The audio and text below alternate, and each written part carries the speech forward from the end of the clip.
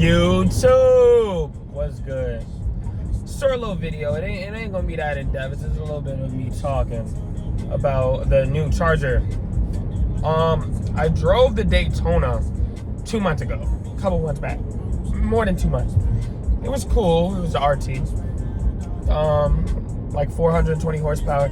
It was cool. It was obviously faster than the normal RT, but it wasn't anything special at all. Like, I know most people say, oh, it's electric. No. Electric, like this car, it handles well. It has a lot of features that I like.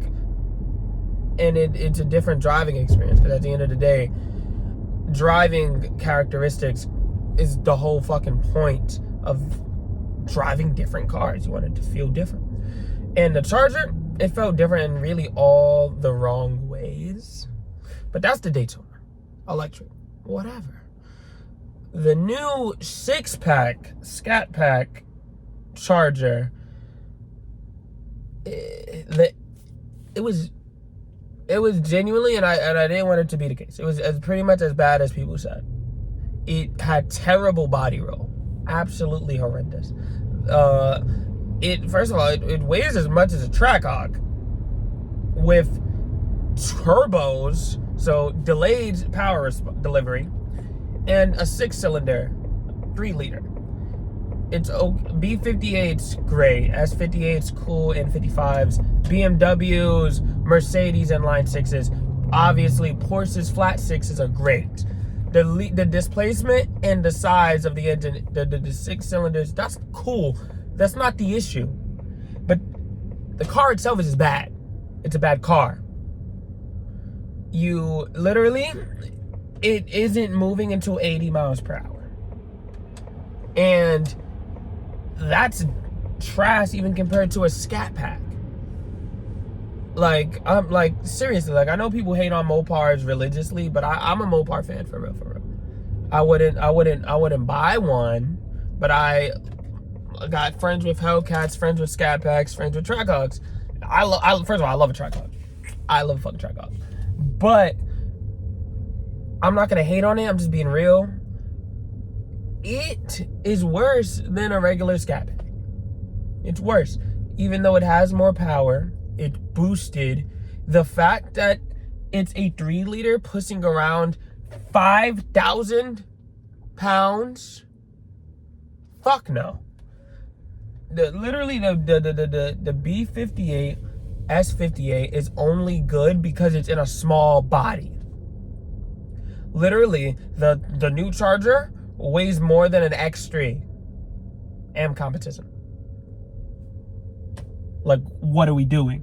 You know, it's just not worth it. It takes away from all of the reasons what makes a 3-liter good. Porsche, they use 3 liters. Porsches are one of the lightest cars these days. It's not the same. It's not, the engine isn't the problem. People hate, oh, it's not a V8. No, it not being a V8, that's not the issue here. The issue is that it fails on every single accord. Everything that car is supposed to be, it fails. It looks good. I think it looks amazing. I think it looks great. Interior, good. But when it comes to driving, no. What it feels like to me is that Mopar didn't know how to engineer a turbocharged vehicle to push power. And it just failed because of it. Like, when you watch these videos, they say, oh, it didn't kick down. It was dead until... It is true.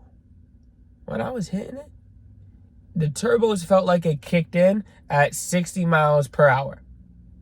And it really felt like it was moving at 80. And there's many other cars you could get if that's the case. Like, I talk about how I don't like NA Coyotes because the power delivery, low-end torque. But at least a Coyote, number one, you can boost the shit out of it. Number two, it sounds good. No one ever said a Coyote didn't sound good, let's be real. And number three, it's tried and true and way cheaper and lighter than the new Charger. The S650 throws the fucking new Charger out of the water. Seriously.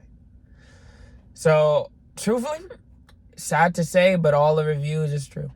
The car is really not much to really talk about. Yeah, Mopars are always been heavy, but at least they had the power to back it up. German cars, let's put it like this. German cars, they're more like a scalpel. Lighter cars, more complicated engines. And American cars are like hammers.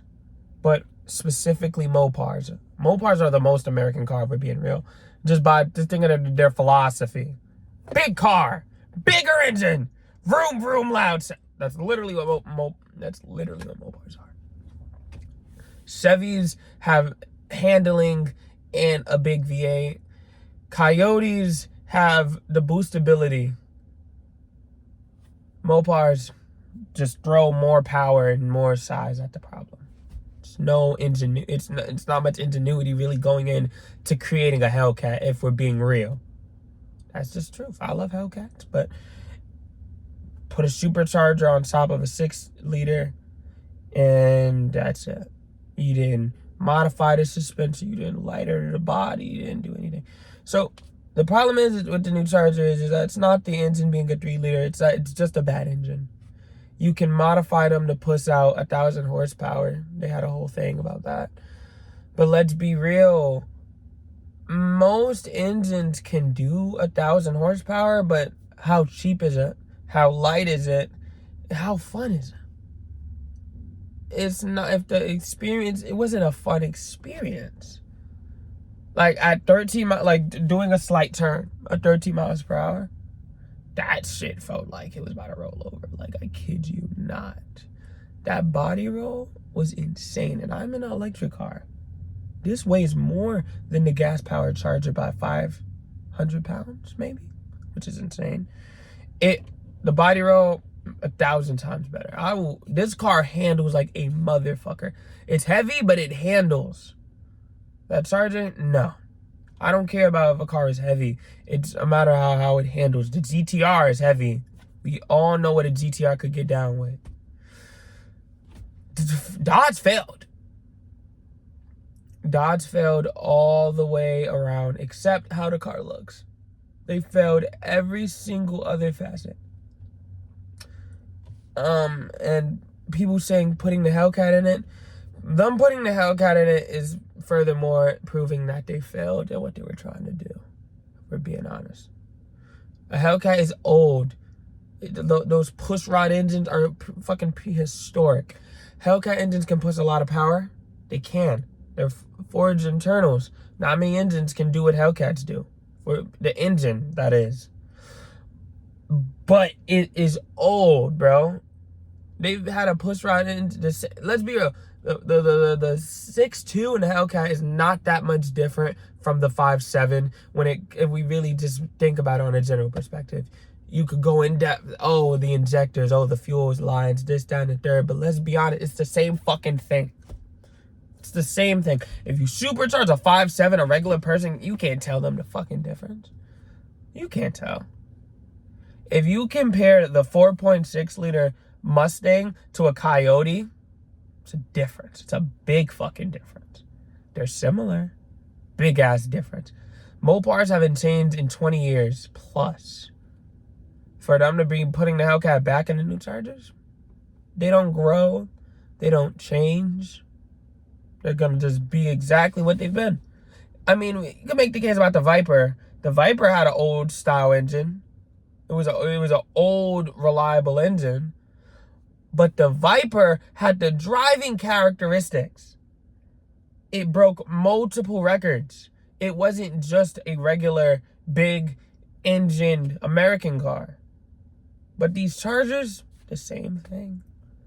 The same fucking thing. It handles for shit.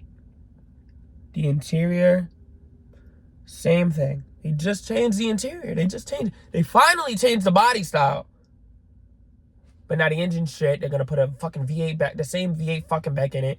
And where did we go? We went nowhere. Mopar is going nowhere as a company.